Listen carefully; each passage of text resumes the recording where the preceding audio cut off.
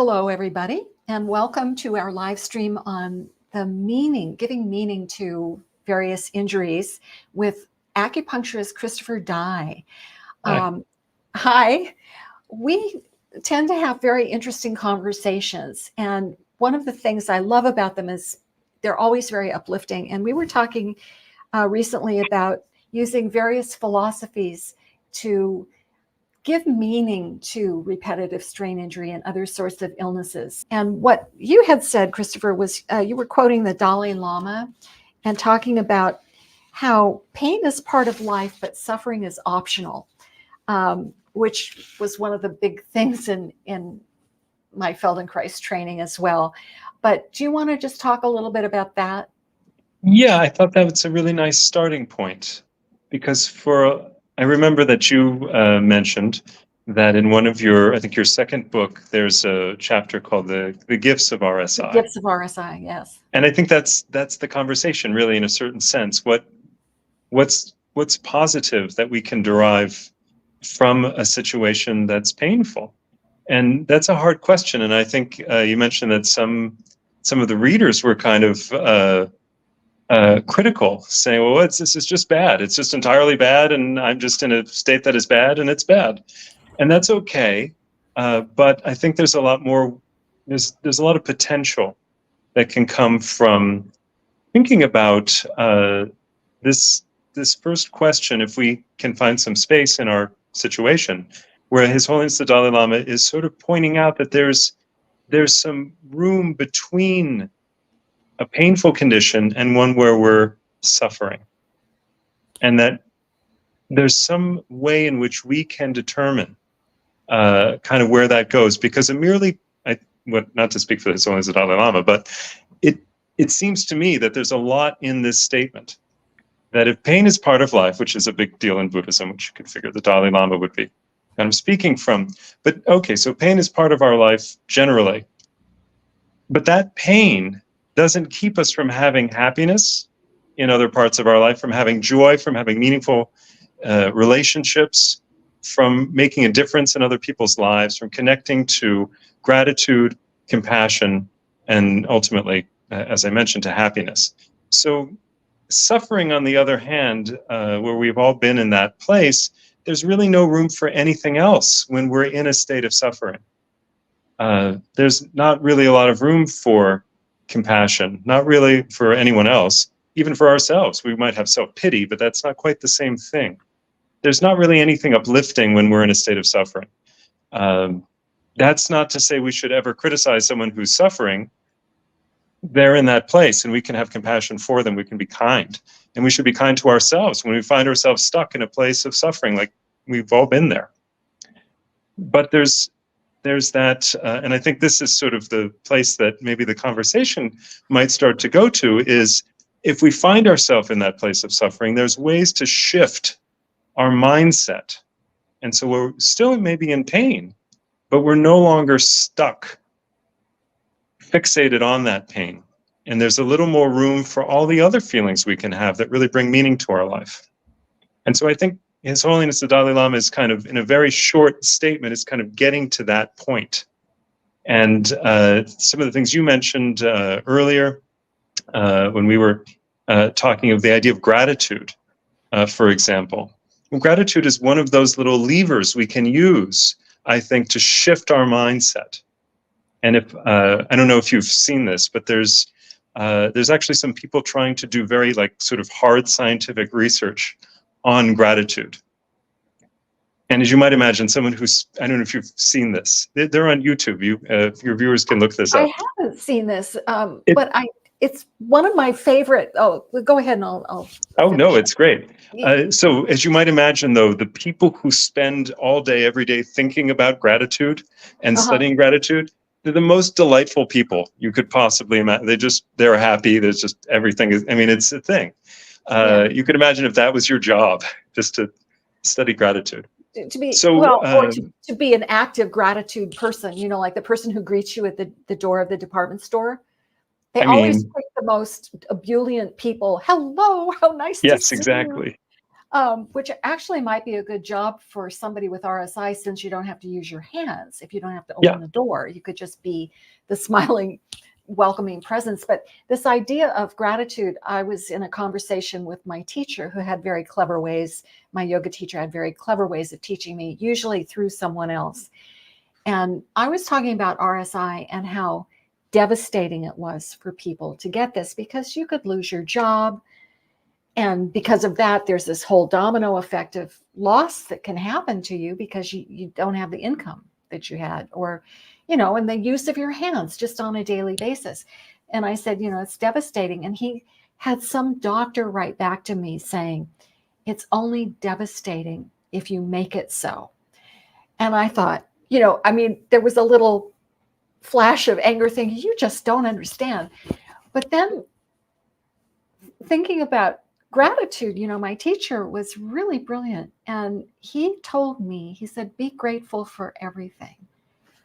And that was such a revelation, because then you sort of welcome each experience that you have, good, bad, or indifferent, as some sort of gift to be grateful for. And that can be really interesting, because once you start counting the things to be grateful for, it's a great insomnia thing, because it'll you'll fall asleep before you finish. Well, I think for a lot of us who are dealing with chronic pain, we might start by being grateful for all the other things in our life. And once we get really good at gratitude, we can bring it even into the things that cause us pain.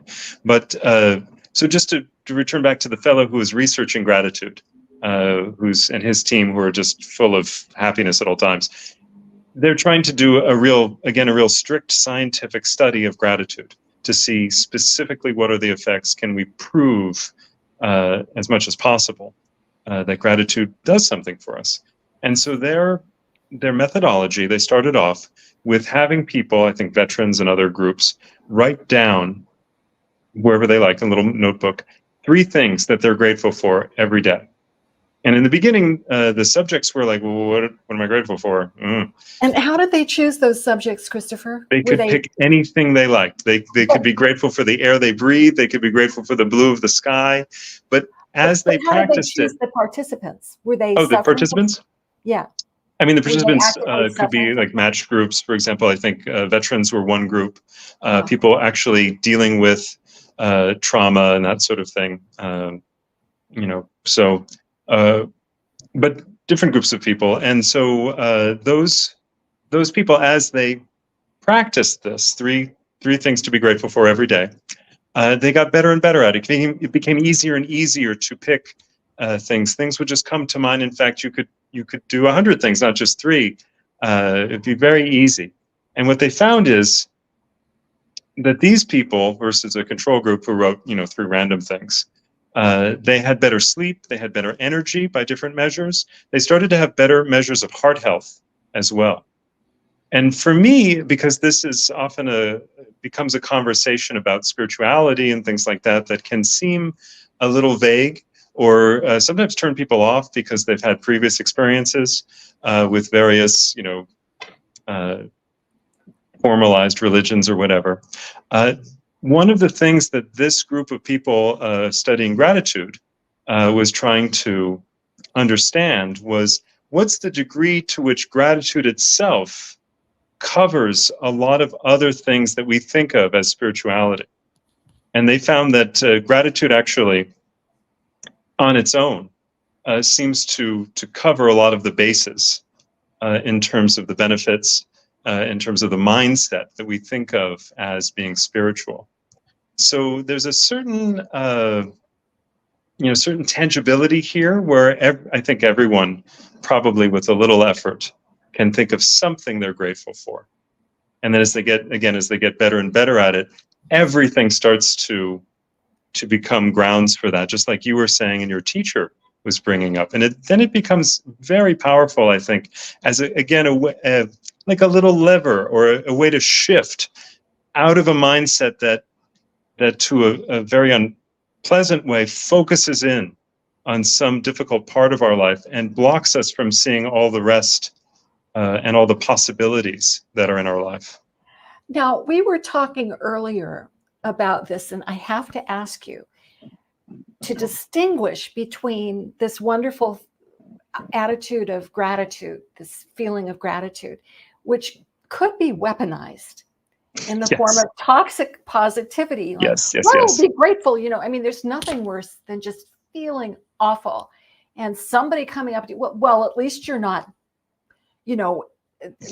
name some horrible disease that they could have. At least you don't have that. And it's so it's not very helpful. I had That's a sort mother of a from the different old world. Yes. And there's a little phrase that I think a lot of people in my generation grew up with. So if we had some difficult circumstance, our mothers would say, "But did you die?" And like somehow that would just invalidate our entire, issue that we'd gone through. But yeah, so to answer, it's so important to avoid toxic positivity. So basically, the way that I think about this is that what we're talking about is a gift that we take for ourselves. We don't tell someone who is suffering or someone who's depressed or whatever, just look on the bright side of life or something. That's kind of horrible. But it's something we apply in our own lives when we're ready for it. And if there's someone we care about, we wait until they're ready for this kind of idea. And if they're really suffering, this is maybe the reason why sometimes people are toxically positive. It's not so easy to simply be present with another person who is in pain or who is suffering. But that is sort of the calling if we're going to be compassionate with the people we love. And even if we're going to be kind to ourselves, we have to have some way to simply sit with and be present with, with that suffering for a moment, and not try to fix it or change it, because it's not going to work that way, and particularly if it's someone else. But when we're ready, personally, and then maybe if there's someone we care about who seems like they're ready or they're asking us, what can we do? Then we can start talking about, we can start, the most important thing, the easiest thing, maybe the hardest thing, is to change our minds, to shift things a little bit. And sometimes that gets us, again, out of a stuck mindset of suffering and into one where there are these other possibilities, where we start to just naturally, I think about ways of movement, ways of living, ways of interacting that are going to be a little more healthy. That applies on so many levels. You could use it literally by finding ways to use your body that don't strain it as much, finding ways around that in a literal sense. But there's so many other things. And what I think I'm hearing from you also, Christopher, is that the suffering is still there. You're not invalidating someone or telling them that their situation isn't.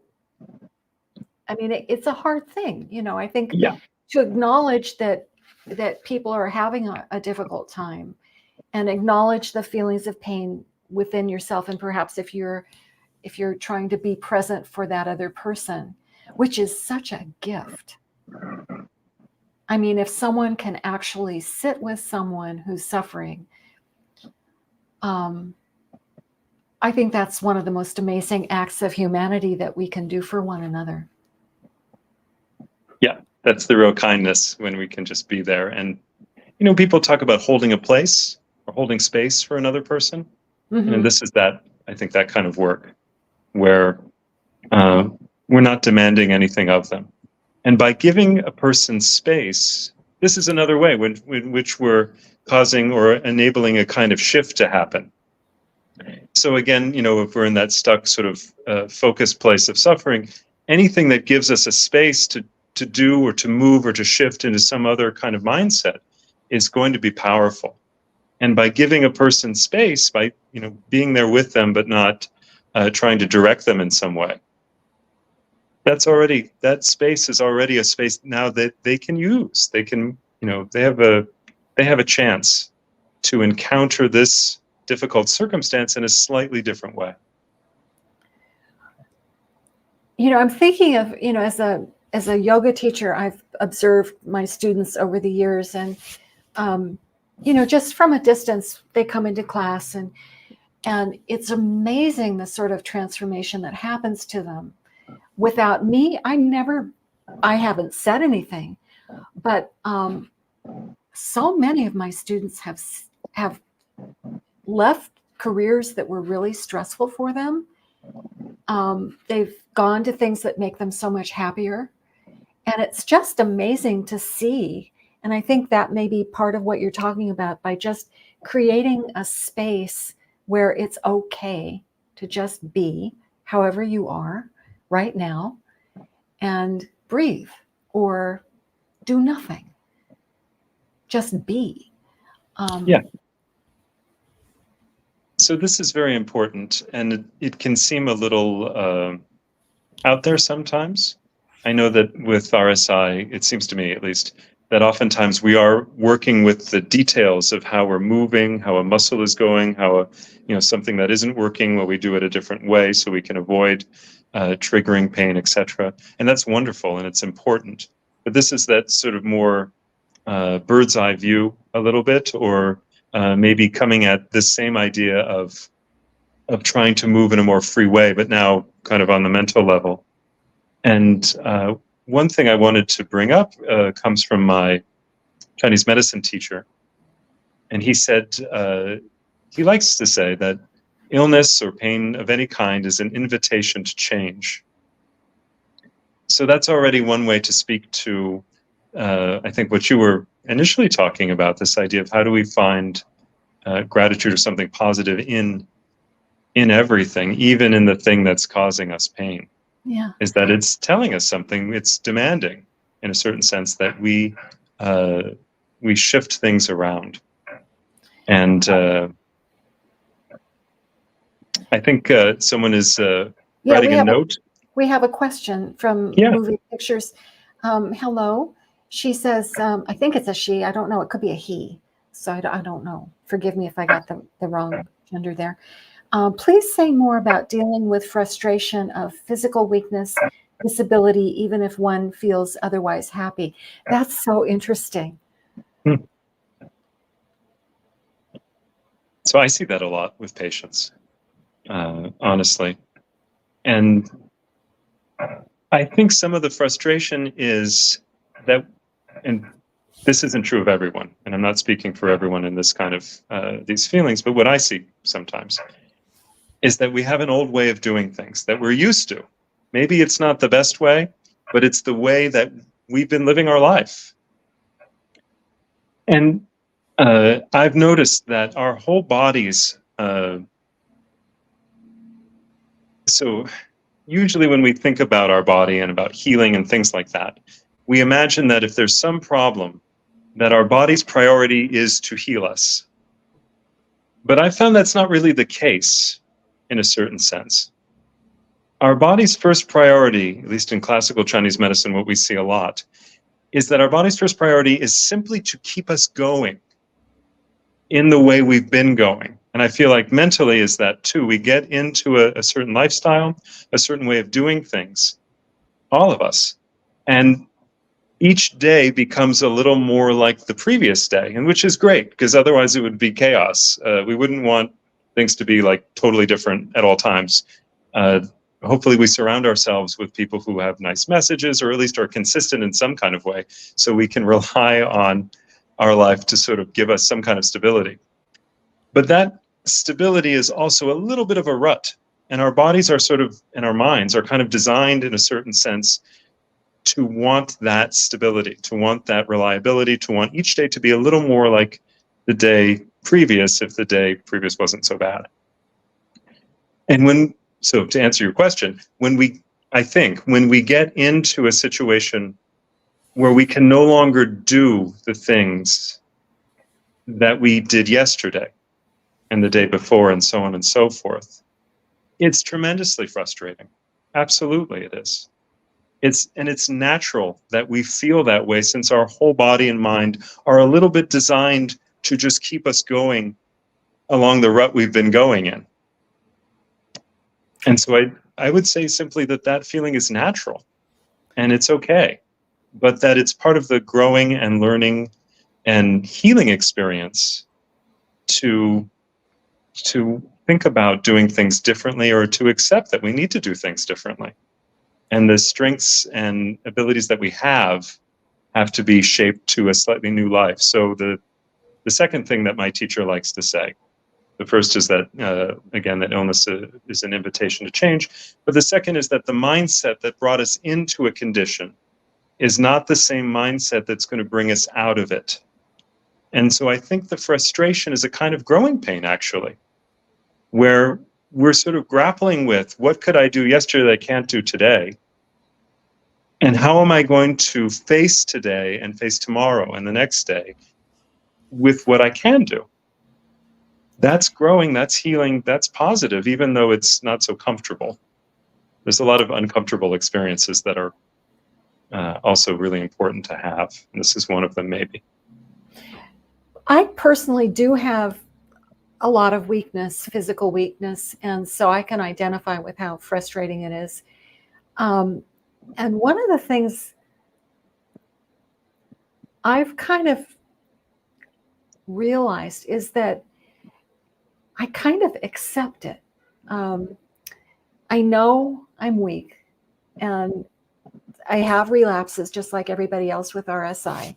And sometimes I think, oh gosh, this is it. This is, it's just going downhill, never going to get any better. And RSI waxes and waves more than the stock market. I mean, it's really, it goes up, it goes down, and you feel really awful one day, and then a couple of days later, maybe it's not as awful, or you have, some treatment and it feels better, and you get back in, the relapses, you can kind of find a steady state.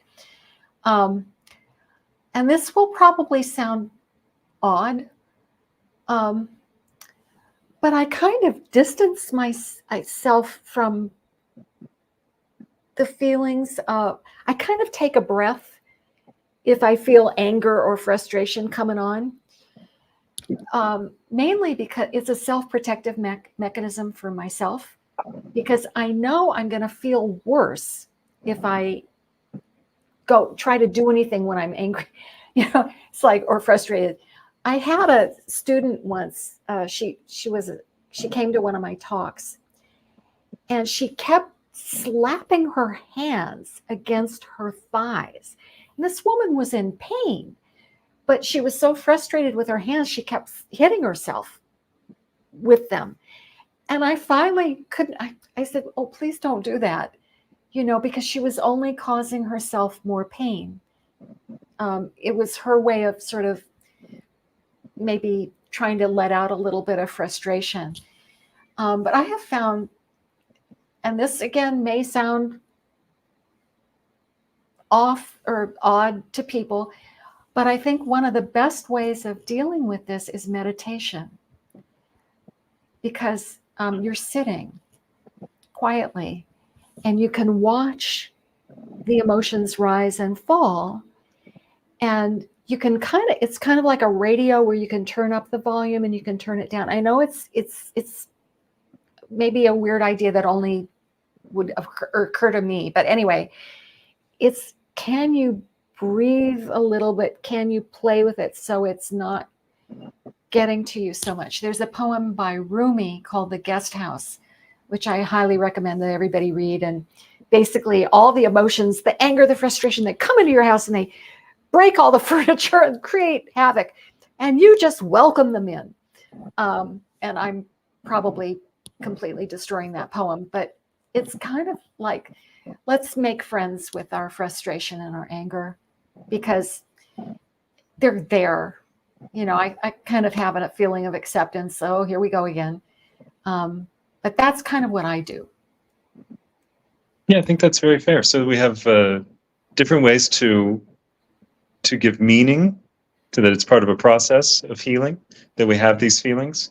We have the idea of acceptance generally, and then some more specific practical ways to deal with our feelings through breathing. I think you mentioned, or maybe I just imagined it, because I feel like yoga is so wonderful with different types of breathing, and breathing is a wonderful way to start to work on our mindset And then, like you say, meditation, not just in the East, but I've heard different people, like therapists, talking about how if we find ourselves stuck in a kind of mental loop, a frustrating scenario or something that plays in our minds, that happens to me, I'm sure it happens to other people too, that there's ways to play with that, a little like you were talking about, Deborah, where you can imagine the scene that's playing out suddenly is in black and white. Or you change as you said, change the volume, or imagine that you're changing the focus, like on a camera, so that it all gets fuzzy for a moment. And it's kind of a reminder that it's, these feelings are in our heads first, and if we can change that, we can change the channel a little bit, and then we can start to look at our weakness in a new way. I can say that I am going through my own health issues at the moment, and one of those has led to a surgery where I can't lift anything beyond a certain amount. In fact, I think one of my fat, slightly overweight cats is actually at the weight limit of things I can lift. So basically, if it's larger than Roger the cat, I should not be lifting it. And he's kind of fat, but we're working on it, though, Roger and I. In any case, it's meant that I have to, there's not a large mail package or something in my building that I want to pick up, and I have to ask my wife to do it, even though it's not a very large package, honestly. And it brings into play a lot of self-identity, how strong a person I am, maybe as a male or maybe just as me, how I think of myself as being competent or capable. So behind some of the frustration isn't just the thing itself, it's also what it says about our identity. And it's not just what we do that changes when we heal, it's also how we think of ourselves. And that's part of what the frustration is maybe churning about as we shift from one old way of doing things, an old way of being, an old way of being ourselves, to some sort of new way. And at least for me, that's been part of it. I've had to accept, but also embrace maybe, that I'm a lot more vulnerable than I thought I was. And as someone who works in medicine, I always try to make a safe place for other people's vulnerability. And now I have to really confront my own. And it's been interesting. This is the wounded healer. Yeah, people have pointed that out. But it's true. I remember I was in a yoga teacher. I was sitting with some yoga teachers, and I don't know how the topic came up, but somehow or another, I might have mentioned that I had RSI, and they said, "Oh, you're going to be the best teacher." I'm going, the wounded healer. And I realized it's because you understand. I mean, there's one thing about looking at things so, gee, too bad. And it's another to have lived the experience or something similar to that other person and what they're going through that makes you, I think, just understand better. And I think there's a sense of compassion that can arise because of this identification and thinking, oh gosh, so yeah, I think that's a gift. It's not I didn't want, maybe I could have gotten this gift without this illness or this issue. Maybe, I mean, that's the frustrating part, but at the same time, it is a gift. And if we take it that way, we can choose. And so I do choose to take this situation that I'm going through as a gift. Yes. And who I am is changing all the time. And that's even before this situation came up. Without this very strong reminder, I might not have noticed that. So, yeah, I know. And I also love how the things around us are our teachers, like Roger the cat. It's kind of like Roger's definitely a teacher. Yeah, like Roger weighs what he weighs. And you're capable of doing this. And so I had a student once, and she was trying to think of a new career, and she loved cats. And I did this workshop on, creating a new career for yourself, because basically if you have RSI, it's really better for you to come up with your own career so you can pace yourself. Really critical. And So we're sitting around in a circle. People are talking about what they like to do. And this one woman said, well, I like cats. And someone else said, well, be a cat sitter. You know, it's not that hard. You can get the electric things and you don't have to pick up the kitty. The kitty can come to your lap if it wants to be petted. And so there were all these ideas surrounding cats. But yeah, you know, I think it also, speaking of gifts, it certainly makes us more creative. I mean, I have found myriad ways of using my hands that astonish other people. One of my top videos is how, you know, the little ring cans on the tuna, the ring tabs on tuna cans and the, you know, the kind of packaging they have. Yeah. Those are really hard for me. So I use a little device, you know, like a something to pry the part up. And then I had a nutcracker and, you know, you put the thing there and you pull. So there's some leverage. And that has been like, people think it's genius, but, you know, it was the mother of invention. Yeah. So I don't know if you can make Roger fly, but you know, maybe he can learn how to levitate. But I'm sure he's learning also. He has some thoughts on these matters, I'm sure. Has he communicated any of them? Yeah. But yeah, finding new ways, as the viewer is mentioning, that's the key, really. And ultimately, we were made as people to always be finding new ways of movement, new ways of thinking and feeling. That it brings so much to our life, so much meaning when we have that. Trying new things, doing things a new way, meeting new people, and meeting ourselves and meeting our own feelings about things in a new way and expressing them is wonderful. She brought up something else, though, about identity, and we are not our illness. I think that's really important, what Moving Pictures in 99 brought up. Yeah. We're not our illness. We're a whole human being. So for me, to bring us full circle, that's part of what gratitude reminds us of.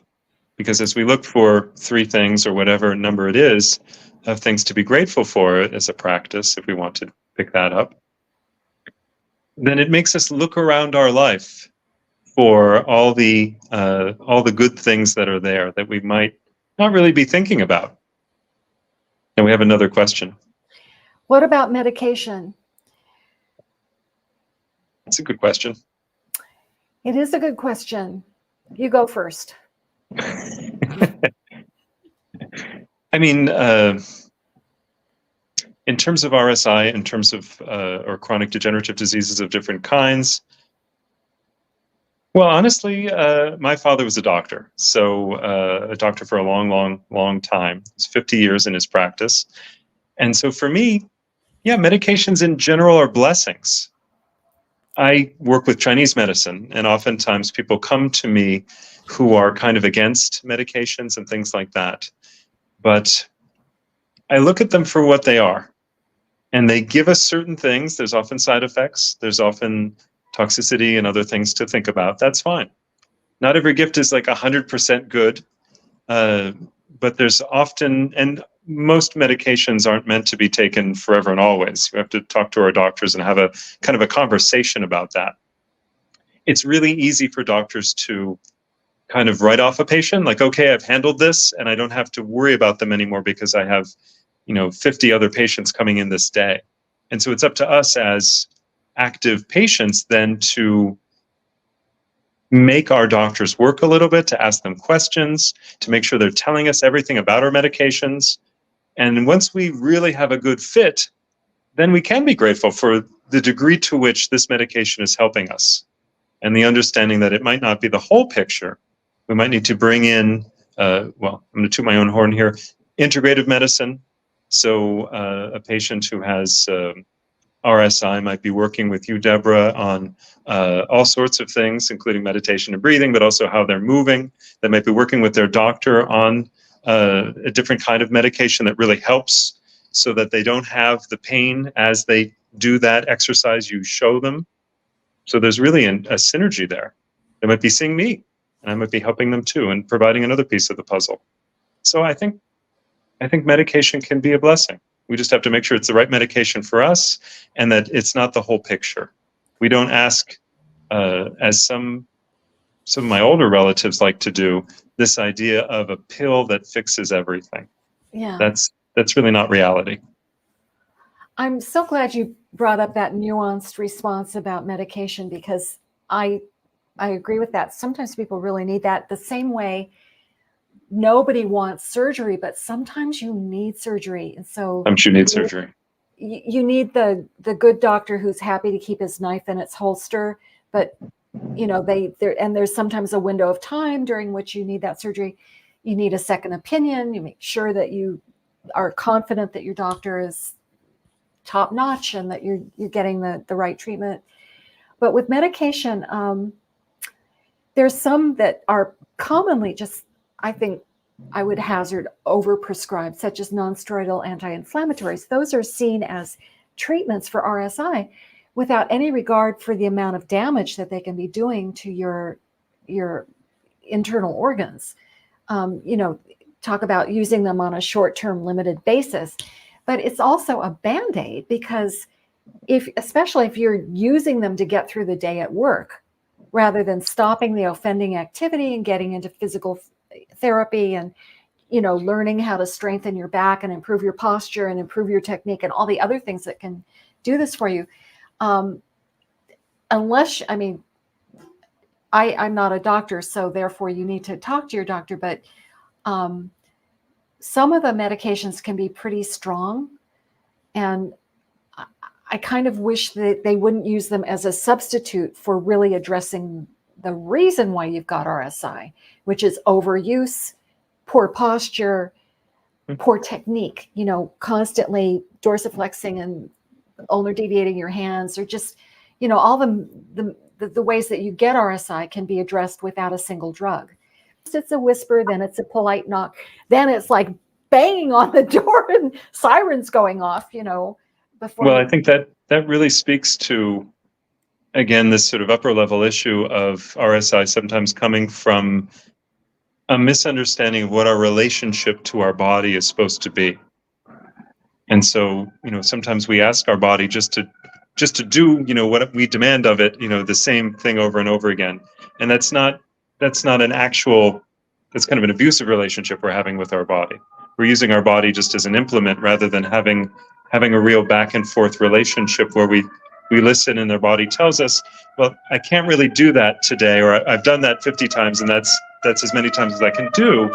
We have to do something a new way. And we have to listen to those alarm bells as they start to go off, or those sirens that go off as they're outside my door. It's going off or whatever down the street in New York City. Yeah. But yeah, we need to listen to these things. And I think you're 100% right to say that in conventional medicine, we can definitely say that it's a valid critique that doctors don't always understand the difference between the issue, the underlying issue, and simply covering over the symptoms. And we have to make sure that our medications aren't just covering symptoms and we don't have some way to deal with the underlying cause. Sometimes we get, like you say, NSAIDs and other things that are just meant to cover the pain, and we're not really giving the full medicine that is helping a person to find a way through their situation.